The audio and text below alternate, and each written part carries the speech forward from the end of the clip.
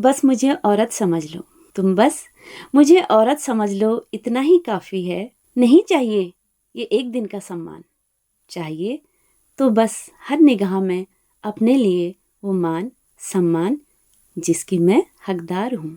तुम क्यों मुझे देवी स्वरूप कई नामों से वर्णित करते हो? तुम क्यों मुझे देवी स्वरूप कई नामों से वर्णित करते हो? क्यों मेरे अस्तित्व को तुलनात्मक बना देते हो? तुम मुझे औरत रूप में एक प्राणी मात्र ही समझ लो, बस इतना ही काफी है। तुम मुझे औरत समझ लो, इतना ही काफी है। ना जाने कितने ही आंतरिक व बाहरी घावों की पीड़ा चुपचाप सह जाती है। तुम उसके इस दर्द को अपने में महसूस कर लो, बस इतना ही काफी है। क्या बात है।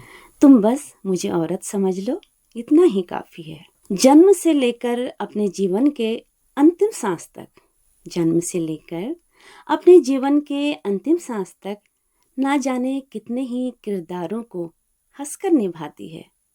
तुम उसके हर अभिनय को निभाने की अदा को समझ लो, बस इतना ही काफी है।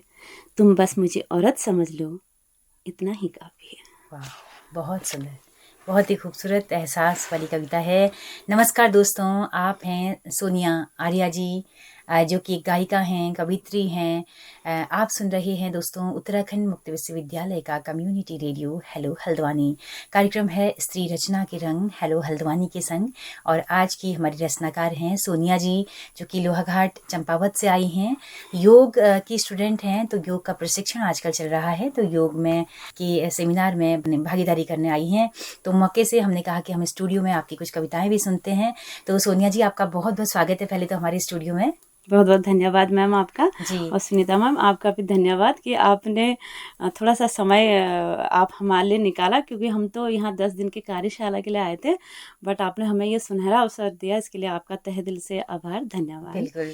यूँ तो सोनिया जी, योग करने के लिए जितने भी बच्चे यहाँ पे स्टूडेंट आए हैं, वो हर एक मोती हैं जिनसे बात करके मुझे लगा। शुक्रिया हर एक मैम। के अपने अपने अनुभव हैं। शुक्रिया। और आप एक कवित्री हैं, आपके चेहरे से ही, आपके एक्सप्रेशन से ही झलकता है कि आप बहुत सहृदय मानवी हैं।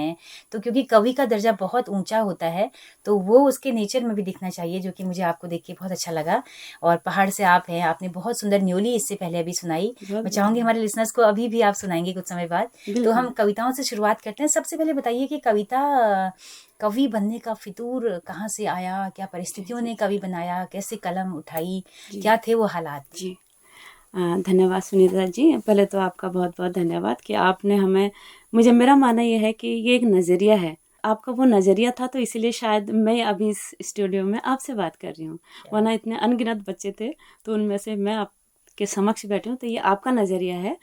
और जहाँ तक मैं सुनीता जी कविताओं की बात करूं, तो मुझे ऐसा लगता है कि वो कहते हैं ना कि हमारी आवश्यकता ही आविष्कार की जननी है। तो एक होता है ना कि एक औरत जो है वो, मैंने एक थोड़ी देर पहले आपसे एक बात कही थी कि एक जो पुष्प है जब वो मरता है तो तभी बीज बनता है।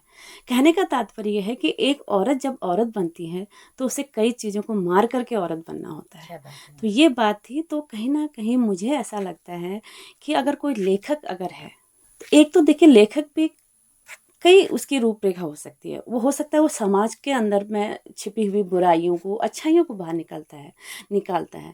लेकिन मेरा अपना जो अनुभव है, मैं अपनी लेखनी के बारे में बोलूँगी, अन्य किसी के बारे में ना बोल के, कि मेरा जो अपना था कि एक होता है औरत, जब हम एक औरत को कई चीज़ों से समझौता भी करना पड़ता है। हर कोई औरत के साथ ऐसा नहीं होता है कि उसके सारे ख्वाब पूरे हो जाएं, कहीं ना कहीं उससे समझौता भी करना पड़ता है। तो लेखनी को मैंने इसलिए चुना ताकि जो मेरे अंदर जो एक उद्गाव की स्थिति थी और एक जो दर्द छुपा हुआ था, मैं अपनी लेखनी के ज़रिए वो लोगों तक पहुंचाऊं। और कई कविताएं मेरी ऐसी भी हैं जो समाज के ऊपर लिखी गई हैं कि हम औरत के प्रति जो समाज का जो एक नज़रिया होता है ना, तो कहीं ना कहीं वो उसको भी मैंने अपनी कविताओं में दर्शाया है। तो मैं चाहूँगी कि आप उन्हें सुने। बिल्कुल बिल्कुल जी। तो मतलब यही हालात थी कि आपको कलम पकड़नी पड़ी और अपनी तमाम अभिव्यक्ति जो है वो जी मैम, जी कलम कागज पे उतारनी पड़ी। जी तो मैं चाहती हूँ कि आप कोई अपनी कविता सुनाएं। जी मैम, जैसा कि ये आजकल सभी जानते हैं कि ज़माना बहुत मॉडर्न हो चुका है और चीज़ें विलुप्त हो चुकी हैं। विलुप्त होने के कगार पे हैं या विलुप्त हो चुकी हैं। और उसमें से एक जरिया एक बाधा हम मोबाइल को भी कह सकते हैं। तो उसी पे ही लिखा है मैंने कि ये भी क्या दिन आए हैं, ये भी क्या दिन आए हैं, ये मेरा शीर्षक है।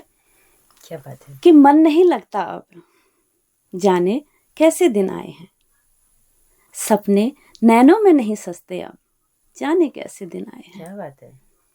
चिट्ठी पत्रों में धड़कते दिल, चिट्ठी पत्रों में दिल। धड़कते दिल अब कहाँ मिलेंगे इस दौर में। क्या बात है। व्हाट्सएप इंस्टाग्राम में खोए सब वो लोग नहीं मिलेंगे इस दौर में। मन नहीं लगता अब, जाने कैसे दिन आए हैं। पीड़ा जगती थी उर में जब, पीड़ा जगती थी उर में जब, मन दरिया सा बहता था, सारा गांव था अपना, अब सपना सा लगता है। वाह। हाँ, मन नहीं लगता अब, जाने कैसे दिन आए हैं। गुरुजी की डांट नहीं पड़ती अब, गुरुजी की डांट नहीं पड़ती अब, वो भी सहमे सहमे रहते हैं। क्या बात कौन सी धारा कौन लगा दे, है। ओह, गुबार दबाए मन में है। मन नहीं लगता अब, जाने कैसे दिन आए हैं। हुआ पड़ोसी बेगाना, हुआ पड़ोसी बेगाना, वो सत्संग हो आए हैं। मैया बैठी भूखी घर में, मैया बैठी भूखी घर में, वो प्रसाद चढ़ा आए हैं। ओह, मन नहीं अद्भुत। लगता अब, जाने कैसे दिन आए हैं। 4-5G के इस युग में, 4-5G के इस युग में मुश्किल हुआ अपनों को ढूंढना। घर में बुढ़ाते माँ बापों से कैसे हो पूछना। ओह, सच में मन नहीं लगता अब, जाने कैसे दिन आए हैं। सपने नैनों में नहीं सस्ते अब, जाने कैसे दिन आए हैं। हाँ, ना जाने कैसे दिन आए हैं। क्या बात है। बहुत बहुत धन्यवाद सुनीता मैम। तो वर्तमान समाज की तमाम विसंगतियों को आपने अलग अलग अंतरा के माध्यम से बड़ा सुंदर बताया है। यही काम होता है कवि का, कि एहसास दिलाना कि क्या छूट रहा है हमसे, उसको पहचानो वक्त रहते, नहीं तो पता लगा सब कुछ छूट जाएगा। तो अगली कविता का इंतजार हमारे लिसनर्स कर रहे हैं, हमारे जी, जी। श्रोतागण। बहुत बहुत पुनः आपका आभार और धन्यवाद मैम कि इतना बड़ा ये मौका मिल लिया है, और ये मेरे लिए पहला मौका है, तो इसलिए बात शायद है। ये एक मैं फिर बहुत वही है ना, खुश है, वो खुशी मैं आपके ये चेहरे पे लग रही जी, है। ये और अगर हमारे श्रोता अभी देख पाते सोनिया जी को, तो उनकी जो अदाकारी है, उनके जो पढ़ने का जो अंदाज है, हम अगर दिखा पाते वीडियो के जरिए तो बहुत ही शानदार है। जी सोनिया जी। जी। अगली कविता जो मैंने ली है कि सुनीता जी आप देखते हैं, मैं दरअसल में मैंने कहा ना कि एक लेखक अपनी कविता में एक तो अपनी पीड़ा डालता है, साथ में वो दूसरी जो सामाजिक है उसको भी डालता है, जो पीड़ाएं हैं, जो दर्द है उसको भी बयां करता है। लेकिन मैं एक औरत हूँ, तो कहीं ना कहीं जब मेरे को औरतों के ऊपर कोई ऐसा कोई व्यंग मिलता है, तो मैं उसको भी अपनी कविताओं में ढालना पसंद करती हूँ, या कहूँ कि वो खुद ब खुद मेरे अंदाज में या मेरे कलम में उतर जाता है। तो मैं एक पार्टी में गई हुई थी शादी की, थोड़ा सा दो शब्द 2 लाइन में कहूँगी कि उसमें कोई एक सज्जन थे, तो उनकी मैं कन्वर्सेशन यानी कि उनकी आपसी बातचीत में सुन रही थी, मैं वहीं पर ही कुछ खा रही थी। तो उन्होंने बोला कि ये औरतें इतना मेकअप क्यों करती हैं, ये औरतें इतना, मतलब ग्लैमर शब्द उन्होंने उसको दिया था। अब मैं एक उनसे बहस तो मैं नहीं कर सकती थी, लेकिन फिर क्या हुआ कि कुछ दिनों बाद मैंने एक केस देखा था। जैसा कि अब सभी लोग आजकल मोबाइल का ज़माना है, तो एक वीडियो मैंने देखा था, तो उसमें एक महिला जो है घरेलू हिंसा का शिकार होती है, लेकिन वो एक जॉब करती हुई, तो जब उसके मुंह पे वो सुबह को उसके मुंह में एक सूजन आई रहती है चेहरे में, और कुछ घाव उसके चेहरे पे होते हैं। तो मैंने उस वीडियो में देखा था कि उन घावों को वो मेकअप से छुपा देती हैं, ताकि मुझे उन घावों को समाज को ना दिखाना पड़े, और जो है कि मुझे उस लोगों को अपने बात को बताना ना पड़े, और उस मेकअप से मैं उन चीज़ों को छुपा दूँ। तो मैम जैसा कि एक कलमकार होने के नाते, तो मैंने उसको अपनी कविता में ढाला है कि मेकअप व हकीकत। ज़माना कहता है ये आजकल की औरतें मेकअप बहुत करती हैं, ज़माना कहता है ये आजकल की औरतें मेकअप बहुत करती है। हाँ, मैंने भी माना है, जाहिर सी बात है, मैं भी एक औरत हूँ, सजना संवरना मुझे भी अच्छा लगता है। तो हाँ, मैंने भी माना है हम औरतें मेकअप बहुत करती हैं। ये औरतें मेकअप के साथ साथ एक प्रश्न चिन्ह भी साथ लिए चलती हैं। एक प्रश्न चिन्ह, आप थोड़ा सा गौर करिएगा कि एक प्रश्न चिन्ह भी साथ लिए चलती हैं। जमाना देखता रहता है, जमाना देखता रहता है उस क्षण भंगुर सफेद चमकती परत को। सफेद चमकती परत से मतलब मेरा क्रीम पाउडर से आप कह सकते हैं, ठीक है ना। तो उस क्षण भंगुर समेत सफेद चमकती परत को ये जमाना देख नहीं सकता, उस परत के नीचे छुपे शाह अंधकार को। कि उसने क्रीम तो लगा लिया है चेहरे पे, लेकिन उसके अंदर की जो अंधकार है वो नहीं देखता है। ये जरूरी तो नहीं कि हर मेकअप सुंदरता को दर्शाने के लिए हो। ये उस महिला पे टारगेट था जो अपने घरेलू हिंसा के चलते मेकअप करके गई है अपने ऑफिस को। तो ये जरूरी तो नहीं कि हर मेकअप सुंदरता को दर्शाने के लिए हो। न जाने कितने ही दर्द भरे जख्मों को, न जाने कितने ही दर्द भरे जख्मों को इस सफेद तल में छिपा लेती है। कितनी खूबसूरती से कई बातों व रिश्तों की आबरू ढांप लेती है। ये आजकल की औरतें मेकअप बहुत करती हैं। बात है, बहुत सुंदर। कहीं अपनों के मारपीट के जख्म, कहीं अपनों के मारपीट के जख्मों को मेकअप के आड़ ले लेती है, तो कहीं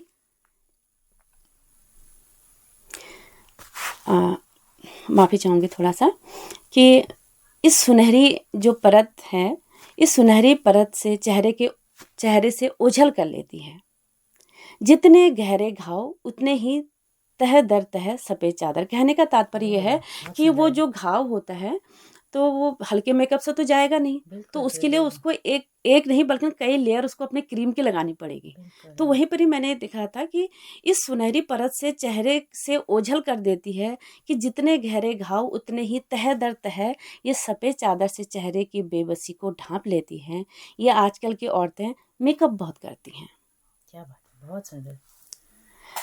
ये मेकअप केवल पीड़ा या दर्द मिटाने के लिए ही नहीं होता है। हाँ, मैं भी मानती हूँ कि ये मेकअप, अब देखिए मैंने उसकी बात को भी रखा है और श्रृंगार को भी रखा है कि हाँ, मैं मानती हूँ कि मेकअप केवल पीड़ा मिटाने या दर्द मिटाने के लिए नहीं होता है। क्या हुआ अगर वो मेकअप बहुत करती है?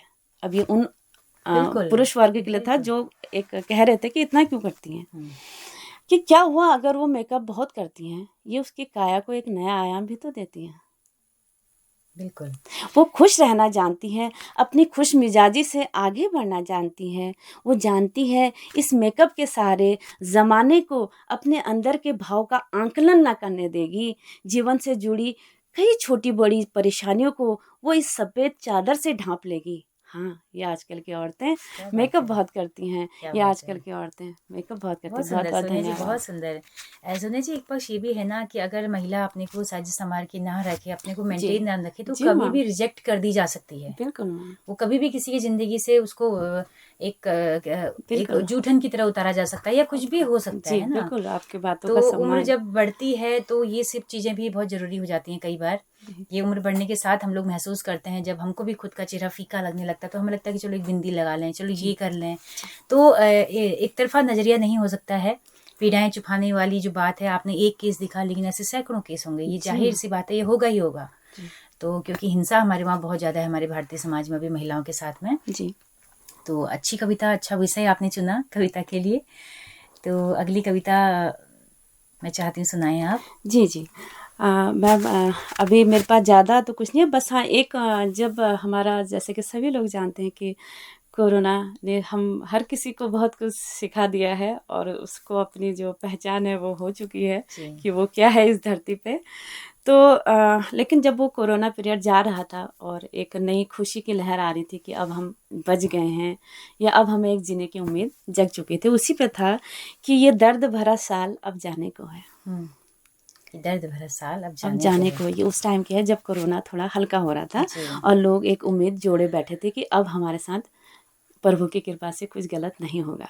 गलत से मीन्स कि वही कि जीवन से हम लड़ रहे थे, जीवन और मौत के बीच में झूल रहे थे। ये डर उस चीज़ को बयां कर रहा था कि हाँ, ये दर्द भरा साल अब जाने को है, अनसुलझे सवालातों से भरा ये साल भी अब जाने को है।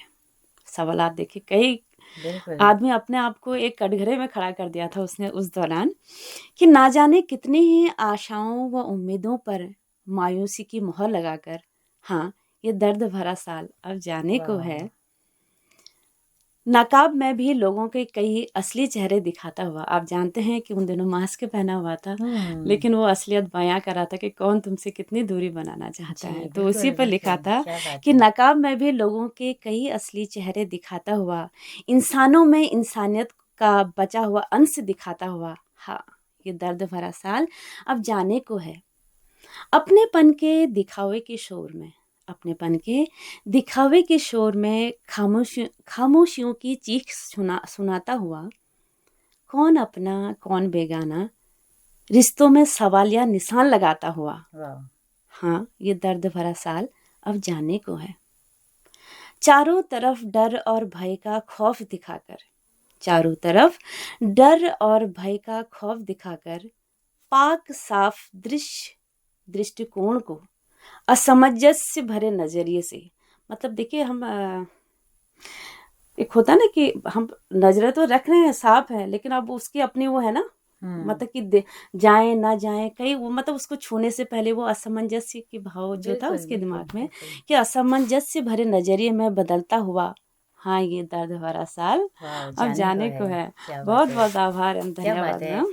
तो सोनिया जी, जब आप लिखती हैं कविताएं तो अचानक से कोई भाव आते हैं कुछ काम करते करते, जी और तो आप तुरंत कलम पकड़ लेती हैं या उसको नोट बिल्कुल। कर लेती हैं, या कैसे जी कविता क्या बहुत एक बहुत सीटिंग में ही आपकी कविता पूरी हो जाती है? नहीं। जी जी धन्यवाद पहले तो ये प्रश्न पूछने के लिए, क्योंकि एक होता है ना कि जब आपको कोई चीज़ पसंद आती है, जैसे होता है ना कि अगर मुझे किसी पार्टी में जाना है तो मुझे अगर मैचिंग का शौक है, मतलब मैचिंग की बिंदी, मैचिंग की साड़ी, मैचिंग की उसका ब्लाउज और चूड़ियाँ, तो मेरी पूरी कोशिश रहेगी कि मैं मैचिंग की चूड़ियाँ खरीदूँ। और अगर मुझे मैचिंग की बिंदी नहीं मिल रही है तो मैं प्रयास करूंगी, चाहे अपनी फैमिली मेम्बर से जी मांगूं लेडी या किसी और से, पर मैं वो जी मैचिंग की बिंदी जरूर लगाऊंगी। जी। तो कहने का मतलब है कि अगर मैं उस चीज़ में घुस चुकी हूँ तो मेरा पूरा प्रयास रहेगा कि कहीं से भी कुछ भी मिले तो उसको मैं जो है अपने पास सहेज रखती लूँ। हूँ, सहेज लूँ। क्या बात है। तो इसी पे ही था कि मैं कैसा करती हूँ मैम, कि मैं किचन में ही, जैसे कि आपका अभी बोला था आपने कि अधिकतर समय घर जो हम महिलाएं हैं उनका समय किचन में ही गुजरता है, तो मेरी एक कॉपी एक पेन हमेशा किचन में किचन में रहती है। रहती है जी। और मतलब वो सामान खत्म हुए सामान को नोट तो करते ही हो, साथ बिल्कुल में कविताओं जी, के कोई शब्द चंद आना, अशार। जी जी कोई ऐसा, तो उसी पे ही मैं आपको एक कविता अगर आप इजाज़त बिल्कुल दें तो बिल्कुल। मैं, क्योंकि जैसे आपने बोला ना कि क्या, तो मुझे उसी से याद है कि मुझे याद है अ, ये भी कोरोना के ही टाइम की का बात है जी कि उस दिन त्योहार का टाइम था, नहीं त्योहार का दिन था। तो एक होता है ना कि एक महिला चाहे वो कितने ही संपन्न परिवार से हो, लेकिन मायके की तरफ उसका एक लगाव रुझान कभी ख़त्म नहीं होता है। बिल्कुल उसको एक आस रहती है कि आज मेरे मम्मी पापा होते, या जो भी उसका एक जो है। तो बिल्कुल। मेरे पापा बहुत जल्दी चले गए, तो उसकी वजह से उस दिन उनकी याद मुझे आ रही थी। तो हुआ क्या कि मैं रो रही थी, मतलब रोने से मतलब कि भावुक तो होना ही था, तो वो जी थोड़ा सा आंख मेरी गिली थी। अब देखिए हम जिस परिवार में रहते हैं तो हमारे अपने होते हैं वो हमारे आंखों को पढ़ना जानते हैं। तो ऐसा ही कुछ मेरी बेटी किचन में आई तो कहने लगी कि मम्मा आप रो रहे हो क्या। तो हुआ क्या कि उसी समय में प्याज काट रही थी। तो आपने वो अब बना। आपको ये तो पता है कि प्याज काटने पे आंसू आते हैं, तो मैं नहीं चाहती थी कि मेरा बच्चा मुझे इस रूप में देखे और वो ये कहे कि मम्मा आप क्यों रो रहे हो। और तो मैं नहीं चाहती थी मेरी बच्ची को मुझे कुछ इस तरह से बयां करना पड़े, तो मैंने उसी प्याज को अपनी कविता का रूप दिया है। क्या बात है। तो मैं चाहूँगी आप इसको सुने, और आप बिल्कुल। सभी श्रोतागण का बहुत बहुत धन्यवाद। तो नुस्खा व छुपते दर्द, क्या नुस्खा। और छुपते दर्द, क्या बात है। कि हाँ आजकल मैं प्याज ज़्यादा काटने लगी हूँ। ओ।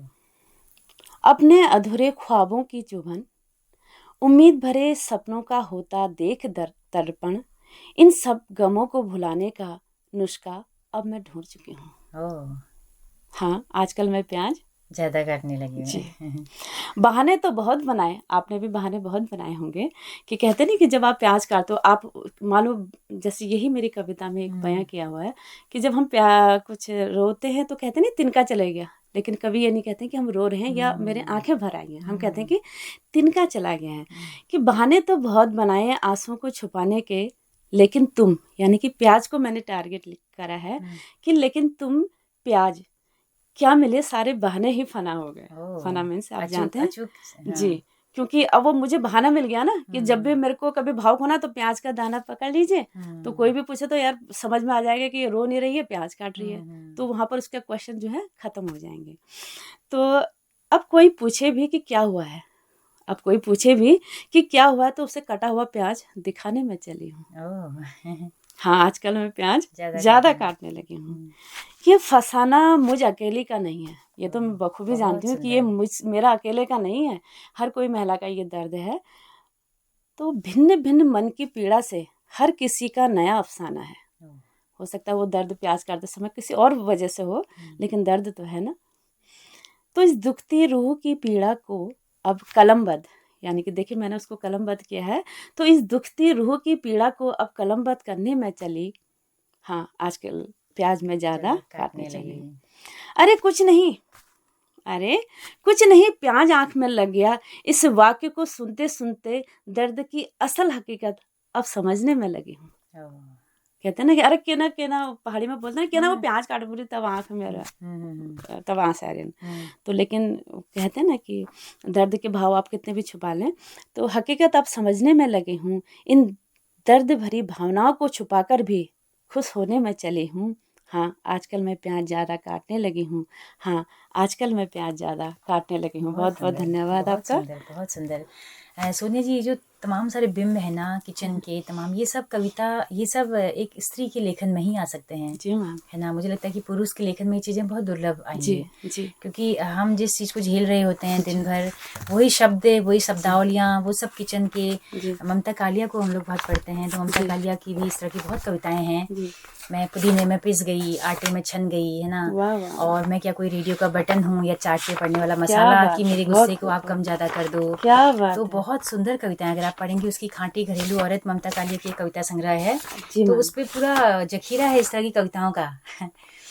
तो 35 साल मैंने घर चलाने की कोशिश की, पर मेरा रिपोर्ट कार्ड कभी संतोषजनक नहीं रहा। न कोई नागा किया, न कोई इतवार मांगा, पर घर का मुखिया नंबर देने वाला था बहुत कंजूस। तो इतने देर में तो मैं ये कर लेती। तो बहुत सुंदर कविताएं हैं जो कि एक स्त्री के दिल को छू जाती हैं। तो अगर हम स्त्री विमर्श की बात करें तो बहुत कुछ लिखा जा रहा है। स्त्री विमर्श का जो संसार है वो बहुत बड़ा व्यापक हुआ है, और उसमें बहुत ऐसी शब्दावलियां, नई उसकी भाषा नई जुड़ी है, जो कि एक मुख्य धारा की हिंदी साहित्य में संभव नहीं था। तो स्त्री अपने साथ शब्दों का जखीरा भी लेकर चल रही है, वो भाव भी लेकर चल रही है। तो एक स्वर्णिम दौर है हम सबके लिए, है ना। तो एक आशा वाला दौर है, क्योंकि हमारी पूर्वजों ने बहुत दुख सहे हैं हमको इन स्टूडियो तक पहुंचाने में, हमको घर की देहलियां लांघने में। तो उन बलिदानों को एटलीस्ट हम बचा के रखें। तो अब हमारा कर्तव्य है, आप लेखनी से उस कर्तव्य को निभा रही हैं। तो चलते चलते अंतिम एक कविता की तरफ हम बढ़ते हैं। जी मैम, बहुत बहुत आभार, धन्यवाद, और श्रोतागण का भी बहुत बहुत धन्यवाद देना चाहूँगी। तो अब जैसा कि आप मुझे जान ही चुके हैं कि मैंने जैसे कि पहले भी कई लोगों को बताया कि मेरे जो कविताएं हैं वो बहुत ही सरल भाषा होगी। उसमें आपको कहीं पे किसी शब्द का, क्योंकि मैं एक लेखिका तो हूँ, लेकिन शब्दों की इतनी शायद मुझ में समझ नहीं है, क्योंकि होता ना एक नया कलमकार, एक नया ड्राइवर, एक थोड़ा एक उसको असमंजस में रहता ना कि कौन से शब्द को लिया जाए, कौन से को छोड़ा जाए। तो लेकिन मैं कोशिश मेरी ये रहती है कि मैं 4 लोगों तक भी अपनी बात पहुंचा पाती हूँ, तो ये मेरी सार्थकता होगी, मेरी कलम की और मेरी खुद की भी। तो जैसा कि मोबाइल के ऊपर ही मैंने लिखा हुआ था, मैं एक दिन किचन में थी तो मोबाइल मेरे हाथ में था। तो हुआ क्या कि मैंने चाय चढ़ा रखी थी चूल्हे पे, और चाय जो है उबाल आ करके वो चूल्हा भी खराब हो गया, चाय भी उबाल चले गई। ऐसा ही कई बार हुआ है, कभी रोटी जल जाए, मोबाइल अगर हाथ में है किचन में, तो बहुत कुछ हो जाता है। तो उसी को ही मैंने एक कलम का रूप दिया है कि ये मोबाइल मेरा बहुत कुछ बिगाड़ रहा है। हाँ, ये मोबाइल मेरा बहुत कुछ बिगाड़ रहा है। गर्ग मोबाइल किचन में हो, घर मोबाइल किचन में साथ हो, तो ये चाय को काढ़ा बना रहा है। गोल गोल रोटियों को ना जाने कौन से देश के नक्शे में बदल रहा है, क्योंकि मोबाइल साथ में है तो रोटियों में तो ध्यान है नहीं, तो कभी टेढ़ी मेढ़ी भी बन रही है। गोरी सफेद रोटियों को तवे जैसी ही काली बना रहा है। खाने में स्वाद कम ही आ रहा है, कभी नमक कम तो कभी ज्यादा बता रहा है। क्या बात है। परिवार के सदस्यों से रोज मुझको सुनवा रहा है। क्या सुना रहा है? वही कि आज नमक कम हो गया, आज ज्यादा हो गया। हाँ, ये मोबाइल मेरा बहुत कुछ बिगाड़ा है। अब आपने देखा ही होगा कि हम जब बैठते हैं सब, अब कहीं पे भी आप सामाजिक रूप पे देखिए हर किसी के पास मोबाइल है। लोग साथ तो बैठे हैं लेकिन मानसिक आत्मिक रूप से बिल्कुल नहीं जुड़ा है, वो अलग बिल्कुल थलग है। बिल्कुल। तो परिवार व अपनों के बीच में अलग थलग सा महसूस करवा रहा है, अपने में ही रोना हंसना खोए रहना सिखा रहा है, मेरे बदलने का एहसास करवा रहा है। यानी कि कहते नहीं कि अभी बहुत बदल गया, क्यों नहीं बदलेगा, वो बिल्कुल। अलग थलग रहने लग गया है। उसकी मानसिकता, उसकी हंसना रोना खाना, मतलब वो एक होता ना कि वो काट रहा है समाज से अपने आप को। तो हाँ, ये मोबाइल मेरा बहुत कुछ बिगाड़ रहा है। मेरा एक गूगल के बटन जैसा पड़ोस होता नहीं था। पहले हमें कुछ भी पूछना होता था, हम भी तुमसे पड़ोस में बुनाई कितना करती थी पहले महिलाएं। मुझे ऐसा लगता है वो बुनाई नहीं होती थी, वो एक तरीके से कह लीजिए हमारे मीडिया हुआ करता था, वहाँ की बात बिल्कुल उधर। मुझे ऐसा लगता है चुगली करना भी कोई गलत नहीं है, उससे हमें बिल्कुल पता तो चलता है। बिल्कुल औरतों की एक जो बात है, वार्तालाप है, वो बाहर तो निकलती है। बिल्कुल। लेकिन अब वो चीज धीरे उसको धीरे, उसके पास अभिव्यक्ति का उतना ही जी जी माध्यम जी होता है, तो वो करती है ना। जी, तो हम कुछ और पूछते ऐसा थे। नहीं है कि पुरुष चुगली नहीं करते हैं, जी, ये बिल्कुल गलत बात जी, है ना। हाँ, हाँ जी, हाँ जी। तो मतलब कहने का तात्पर्य है ना कि जैसे हम बुनाई के ज़रिए बैठती थी महिलाएँ, आज वो सब खत्म हो गई। क्यों? क्योंकि हम्म, यूट्यूब पे आपको सारी चीज़ें मिल जाएँगी। आप वहीं हम्म, से सर्च मारते हैं, निकाल लेते हैं बिल्कुल कि मेरा गूगल के बटन जैसा पड़ोस, जो एक बटन दबाते ही सारे सवाल-जवाब व समस्याओं का समाधान हुआ करता था। ना जाने अब सबका ये परिवार टूटता-छूटता लुप्त हो रहा है। हाँ, ये मोबाइल मेरा बहुत कुछ बिगाड़ रहा है। जानती हूँ कि हर चीज़ के दो पहलू होते हैं। जानती हूँ कि हर चीज़ के दो पहलू होते हैं, हर बात के मायने भी अलग-अलग हो जाते हैं। जहाँ मोबाइल के इतने फ़ायदे हैं, वहीं नुकसान भी बहुत कुछ कम नहीं। इसलिए मैंने ये महसूस किया है कि ये मोबाइल मेरा ही नहीं, बल्कि हम सबका बहुत कुछ बिगाड़ा है। हाँ, ये मोबाइल मेरा बहुत बहुत कुछ सुंदर। बिगाड़ा जी है। नहीं, बहुत बहुत-बहुत बढ़िया धन्यवाद। बहुत बढ़िया। तो बहुत अच्छी बात आपने कही, बिल्कुल रेलिवेंट इश्यूज़ पे आप लगातार लिख रही हैं सोनिया जी। हम जी, चाहेंगे कि लगातार आप हमारे स्टूडियो में आते रहें। आप कहानियाँ भी लिखती हैं, जी मैम। और अभी जो रिकॉर्ड आपने बनाया है, मैं चाहती हूँ कि आज ही के अखबार में शायद आपका है जी, एक, जी, जी, जी, तो आप उसके बारे में हमारे श्रोताओं को बताएं कि आपने क्या किया है। जी। ये दरअसल मैं अभी मैंने पिछले माह अ, हमारे बुलंदी, जैसा कि जानते हैं कि एक अंतर्राष्ट्रीय साथी सेवा समिति है, जिन्होंने अभी विश्व रिकॉर्ड बनाया था। सितंबर में 400 घंटे लगातार उसमें हमारी काव्य गोष्ठी, कवि सम्मेलन ही कह लीजिए एक तरीके से, ओह, ऑनलाइन हुआ। तो उसमें हम लोगों ने भागीदारी करी थी, तो ओके। इसीलिए वो वर्ल्ड रिकॉर्ड दर्ज हो तो ये चुका है। 400 घंटे नॉन स्टॉप हाँ, काव्य नॉन सम्मेलन स्टॉप, चला, जी, रात जी, जी। दिन? जी, जी, जी, रात-दिन तो सबका वो बताया गया था कि आपका ये टाइमिंग है, और इन्होंने इतनी मेहनत करी थी बहुत। मैं बल्कि आज इस यहाँ से रेडियो के माध्यम से भी मैं विवेक सर का तहे दिल से धन्यवाद करूँगी कि उन्होंने इतनी बड़ी पहल शुरू करी, और हम जैसे नव जो कलमकार हैं उनको एक मौका दिया, और हम अपनी कविताओं को उन तक पहुँचा पाए। और आज उनकी वजह से है, मुझे आज ही मेरे पेपर में आया हुआ है अमर उजाला, और मैं देख रही थी, मैं तो अभी हल्द्वानी शहर में आई हूँ, तो मुझे लोगों की शुभकामनाएं आई, तो तब मुझे पता चला कि आज मेरा पेपर में नाम आया है। ओह, और आज ही के दिन मैं इधर हेलो क्या बात हल्द्वानी है। में आई हूँ, तो ये मेरे लिए बहुत बड़ी एक सार्थकता कह लीजिए आज के दिन बिल्कुल की और आज तक के जीवन की। बिल्कुल, तो जो इसलिए कई सालों की जो सफलता होती है, जी वो एक मैम। दिन जब जनता के सामने आती है, जी, तो वाकई वो एक कवि के लिए खुशी जी। का क्षण तो होता होगा। तो ये वर्चुअल कवि सम्मेलन में मैंने अपना नाम दर्ज करवाया था, तो जी। इसके लिए मुझे वहाँ से साहित्य गौरव सम्मान से सम्मानित किया गया है। ओह जी। तो तो ये बहुत मैं, शुभकामनाएं सोनिया और जी, बहुत आगे आप बढ़ें। बहुत, हम तमाम महिलाओं की दर्द की अभिव्यक्ति बने, और हमारे जो साहस है जी, उसकी मिसाल भी बने। जी। तो बहुत बहुत शुक्रिया अपना इतना कीमती बहुत वक्त बहुत हमारे श्रोताओं के साथ बहुत बहुत बांटने के लिए। धन्यवाद सुनीता मैम, आपका तहे दिल से धन्यवाद, आभार। जी। बहुत बहुत धन्यवाद। तो श्रोताओं, आप सबका भी बहुत बहुत शुक्रिया इस कार्यक्रम में अंत तक हमारे साथ बने रहने के लिए, इन कविताओं को सुनने के लिए। अगर आपको ये पसंद आई हो तो अपना फीडबैक जरूर दीजिएगा। जैसे कि हम बताते हैं, हमारा रेडियो सामुदायिक रेडियो है, तो यूट्यूब चैनल के जरिए आप अपना फीडबैक हमें दे सकते हैं। आपके फीडबैक का बहुत बेसब्री से इंतजार रहेगा। इसी के साथ अपने रेडियो मित्र सुनीता भास्कर को दीजिए इजाजत। नमस्कार।